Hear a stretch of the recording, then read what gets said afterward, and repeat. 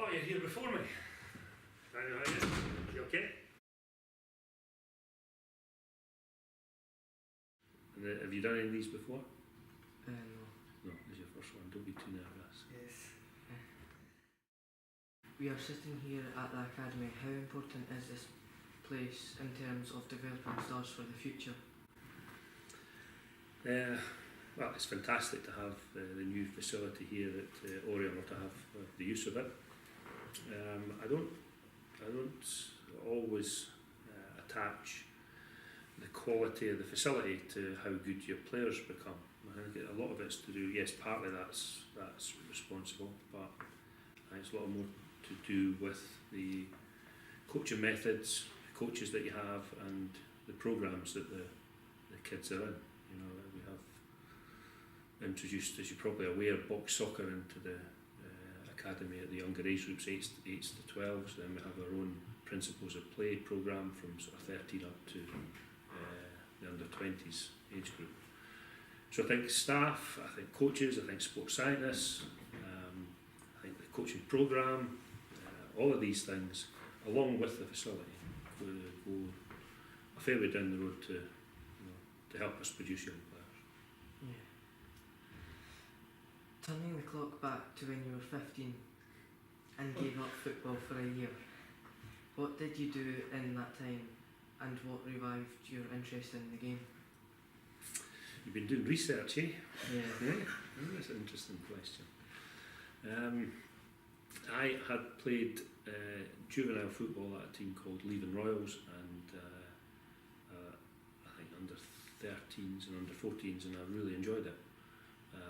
But the travelling was quite difficult for my parents, and there was a team that local to where I lived in Aberdeen called Inverkeithing came along, and I went to sign with them for under 15 season, and I just didn't enjoy it, you know, and I don't for any particular reason, but I just wasn't enjoying playing football, and at every point from when I could walk, I had a ball at my feet, and my mum, if you ask her, she'll tell you I've always said I wanted to be a professional football player, but I got to 15 and I found that, you know, I wasn't particularly enjoying the team I was playing with, and also my football, you know.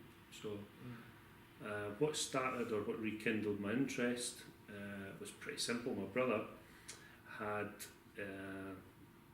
he was playing with a junior team called Local Welfare at the time, and I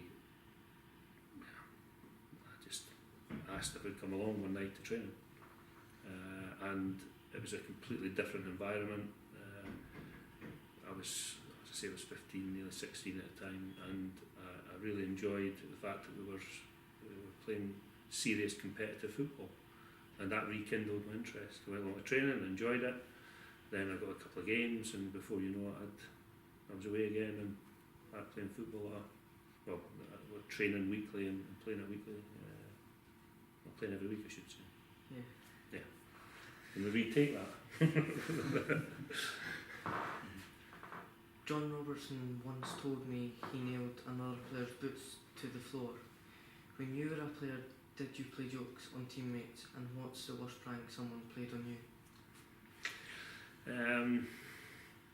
We had a little spell at Hearts when there was a lot of that kind of stuff going on. It was all good natured, I may add. I'm not painting myself to be innocent, but I didn't really get involved in the worst of it. I mean, it got bad. I mean, I don't know if Rob had told you, but we used to get.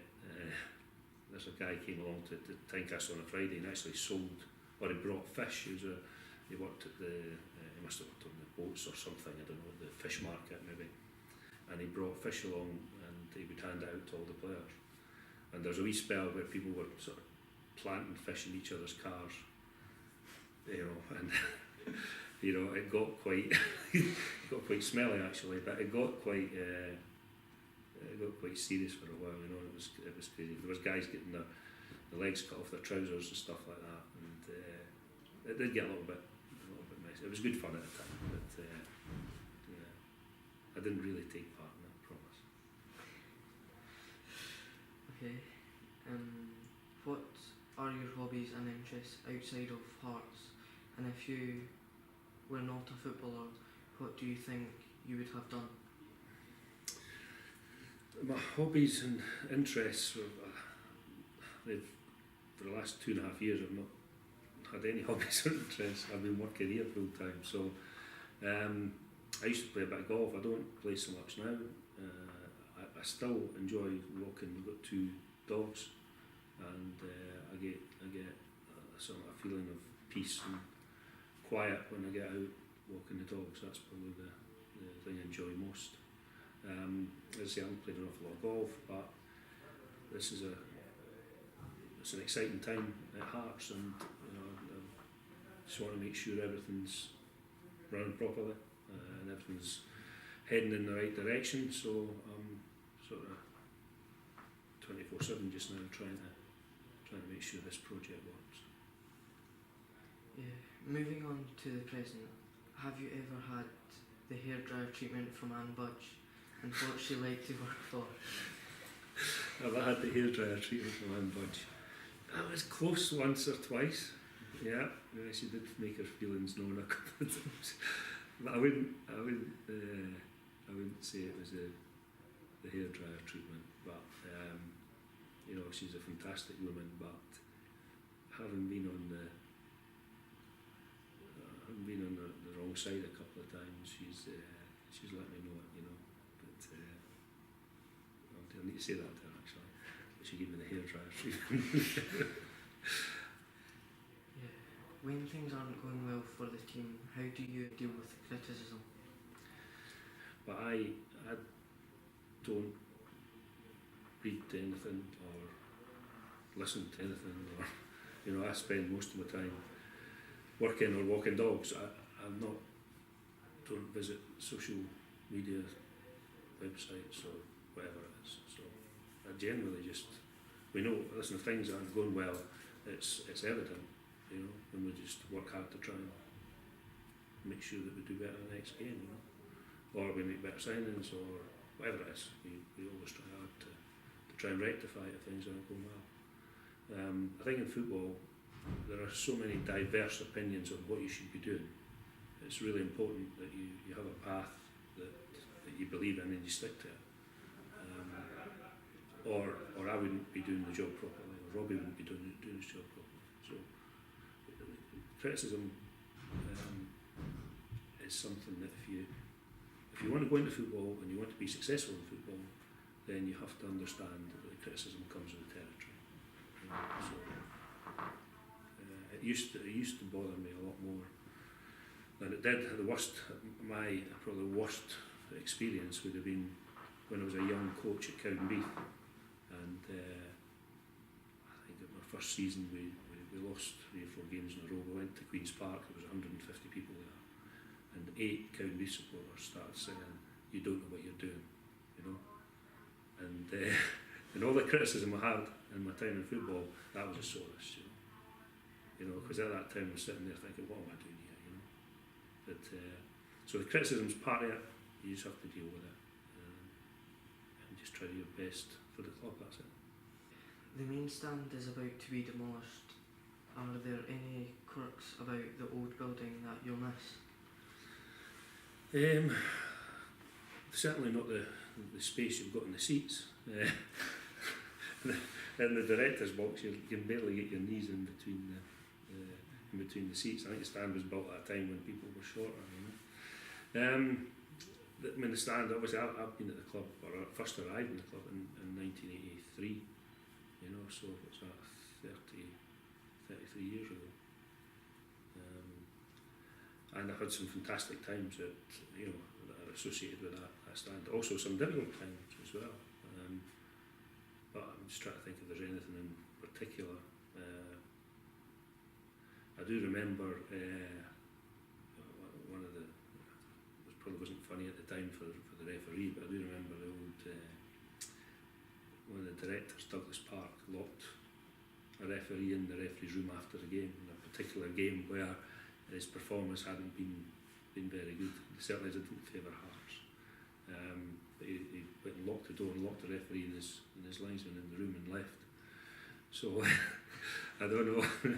Maybe some of the decisions haven't gone for us after that. You know, that was. I don't think it was particularly funny at the time. No.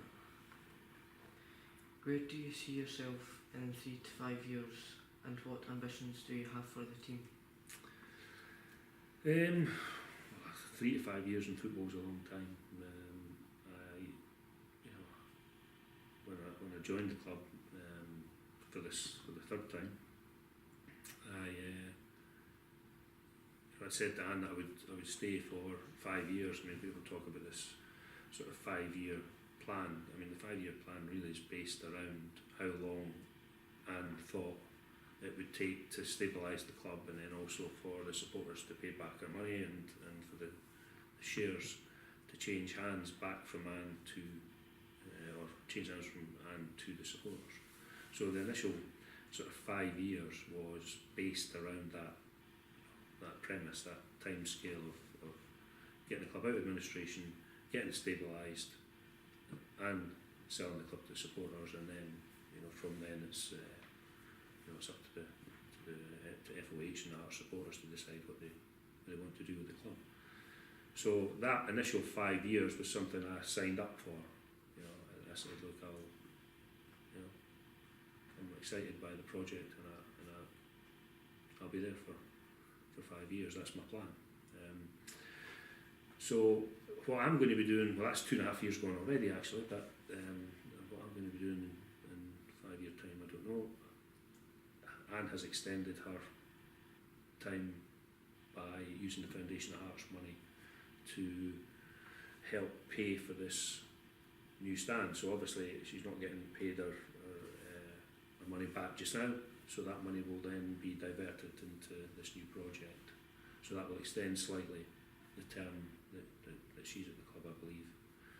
So I'll maybe stay for as long as she's here, as long as I want it. So I don't know what to say. Yeah. Finally, thank you, Craig, for taking the time to speak to me. No, it's been a pleasure, and congratulations to you on all the good work that you're doing. Thank you.